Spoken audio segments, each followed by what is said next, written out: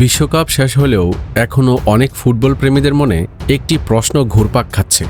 2026 FIFA world কাপে golden ball মেসিকে না দিয়ে কেন রদ্রিকে দেওয়া হলো? গোল্ডেন বল মানেই কি শুধু গোল আর অ্যাসিস্ট?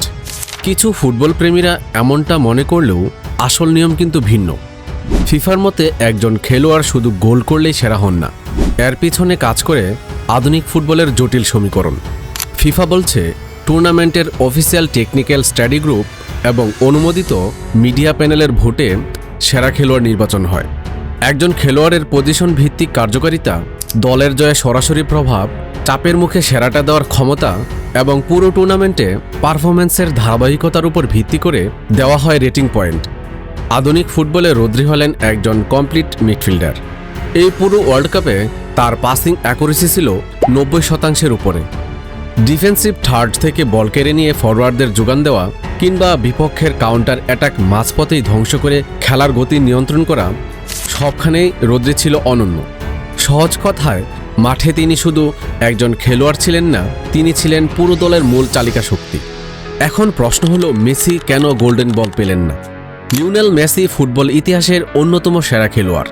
এই টুর্নামেন্টে ছিল তার বেশ কিছু জাদুকরী মুহূর্ত, কিন্তু আধুনিক ফুটবলের ডাটা অ্যানালিটিক্স বলছে ওয়ার্ক রেট এবং অফ দ্য বল কন্ট্রিবিউশন, অর্থাৎ পায়ে বল না থাকার সময়েও দলের জন্য কাজ করার দিক থেকে রদ্রি লিওনেল মেসির চেয়ে অনেক এগিয়ে ছিলেন। মেসি হয়তো একটি দুটি জাদুকরী ছোঁয়াতেই ম্যাচের ভাগ্য বদলে দিতে পারেন, কিন্তু আজকের ফুটবল আর শুধু ওই 1-2 মুহূর্তের ঝলকানিতে আটকে নেই। আজকের ফুটবলের মূল দাবি হলো প্রথম থেকে শেষ বাঁশি পর্যন্ত পুরো 90 মিনিটের ধারাবাহিকতা, প্রভাব ও নিয়ন্ত্রণ।